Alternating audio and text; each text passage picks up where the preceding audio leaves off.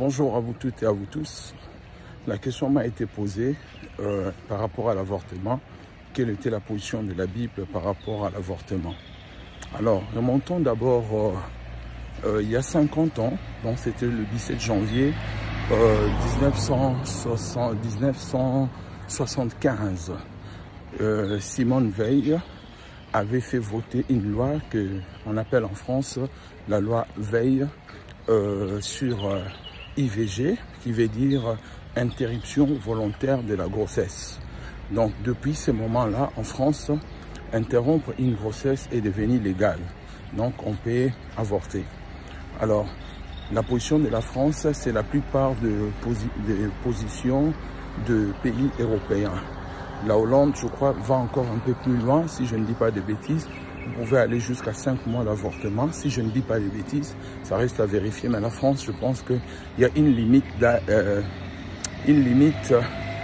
mois pour faire IVG dans l'interruption volontaire de la grossesse. D'où, je pense que si il y a cette volonté de limiter une période où on ne peut plus faire l'interruption volontaire de la grossesse ou l'avortement, ça veut dire que ça prouve qu'ils sont aussi des humains et que l'avortement n'est pas une bonne chose. Mais quand on regarde dans la Bible, dans le livre d'Exode, la Bible déclare il n'y aura ni femme stérile, ni celle qui avorte. Ça, c'est la position de la Bible. La Bible, en d'autres mots, interdit l'avortement parce que comme il n'y aura pas une femme stérile, il n'y aura pas aussi une qui avortera. Ça, c'est la position de la Bible. Maintenant, je vais aller un peu dans le terme de droit et revenir un peu sur la position de la Bible. Ce qui est vrai, il y a des lois aujourd'hui qui sont votées qui permettent à ce que les gens puissent avorter. Comme je vous ai dit, la loi Veil, donc de Simone Veil, depuis 50 ans, en 1975, depuis le 17 janvier, qui permet aux femmes d'avorter en France. Maintenant, vous devez savoir que la meilleure loi, c'est la loi de votre conscience. La loi peut vous autoriser de faire quelque chose, mais la meilleure loi, c'est la loi qui est dans votre cœur. La loi de votre cœur est la loi la plus importante. L'Assemblée peut voter une loi. Il y a des choses que vous pouvez faire qui sont légales, mais qui ne sont pas justes. Voilà le mot ou le terme que je voulais dire. Il y a des choses que nous pouvons faire qui sont légales, mais qui ne sont pas justes. Ça veut dire que la loi peut autoriser certaines choses, de faire certaines choses, mais seulement cette chose-là n'est pas juste devant Dieu. Et la loi de la justice, c'est dans notre cœur. Quand nous faisons des choses, nous posons les actes, nous regardons toujours la position de Dieu. Alors, je vais essayer d'être un peu équilibré. La loi congolaise aussi condamne l'avortement. Seulement, nous sommes signataires d'un protocole qu'on appelle le protocole de Maputo.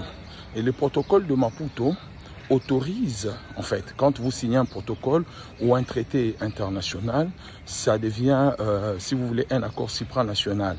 Ça entre dans votre, comment on appelle ça, ça entre dans votre arsenal juridique. Ça veut dire, quand je parle de l'arsenal juridique, c'est l'ensemble de lois que vous avez dans votre pays, qu'on appelle l'arsenal juridique. Et quand une loi, vous signez un traité, et ce traité-là devient comme votre loi. Ça doit s'appliquer dans votre loi. Et souvent, les traités, pas souvent, mais les traités régulièrement ratifiés ont, dès lors un traité est ratifié, ça a une supériorité à la loi. Donc, bref, à la loi, il ne faut pas que nous entrons dans les débats des internationalistes et des gens de l'interne sur est-ce que c'est la Constitution ou la loi. Bref, oubliez tout ce que je vous ai dit. Donc, nous sommes signataires de ces traités, le traité de Maputo, et qui dispose qu'une femme peut avorter pour certaines conditions.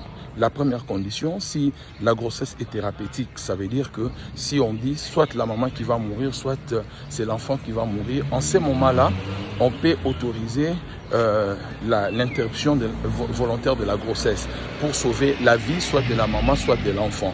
Il y a aussi, cette disposition autorise aussi l'interruption volontaire de la grossesse ou l'avortement si la fille a été violée ou il y a eu un rapport sexuel avec un membre de sa famille. Donc, il y a un peu ces genres de choses qui sont dans cette disposition qui autorisent la grossesse. Mais moi, en tant que pasteur, je ne donne pas la position de la loi, la position du Parlement, je donne la position de la parole de Dieu. La position de la parole de Dieu est claire, l'avortement est interdit.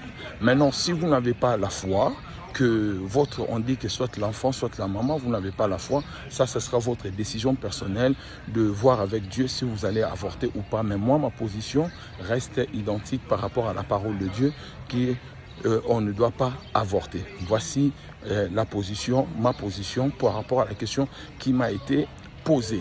Donc vous m'excuserez, je suis en train de faire la vidéo avec le reflet, donc je tourne de fois toutes mes excuses. Donc bref, voilà un peu ma position. Maintenant, pourquoi je l'ai dit, c'est quand vous regardez dans les Saintes Écritures, Dieu a dit à Jérémie, avant que tu ne sois né, lorsque tu étais dans le ventre de ta mère, je t'avais déjà connu et je t'avais déjà consacré prophète des nations.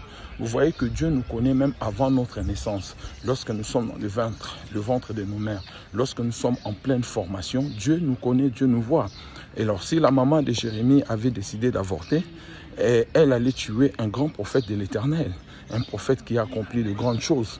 Vous voyez, parce que Dieu connaît les enfants depuis le ventre de leur maman. Voilà pourquoi nous ne devons pas interrompre volontairement de grossesse, parce que, vous voyez, nous pouvons détruire de grandes destinées, nous pouvons détruire des hommes en mission, de rois, des reines, sans pour autant qu'on les sache. Ça, c'était ma position et je crois que j'ai répondu à votre question ou à votre besoin. Alors, je me rappelle quand j'étais jeune, il y avait un sorcier, un ex-magicien qui était venu témoigner dans l'église de mon pasteur.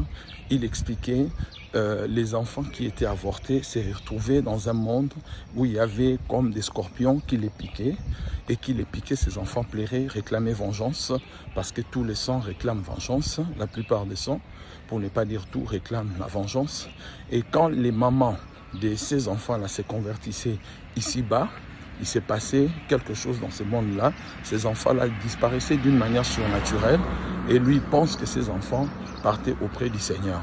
Bon, c'est un témoignage qui n'a pas une preuve biblique, scripturaire, une fondation biblique. Je le prends avec beaucoup de pincettes, donc je ne suis pas trop sûr, mais je le dis seulement. Je vais prier ici. Si vous êtes culpabilisé d'un avortement, vous avez fait un avortement et vous êtes culpabilisé jusqu'à maintenant, je prie au nom de Jésus, de Dieu qui donne la paix, qui vous donne la paix, qu'il vous pardonne de ces péchés que vous avez pu commettre par l'ignorance ou par la conscience. Recevez de Dieu sa miséricorde et sa grâce. Soyez bénis au nom de Jésus.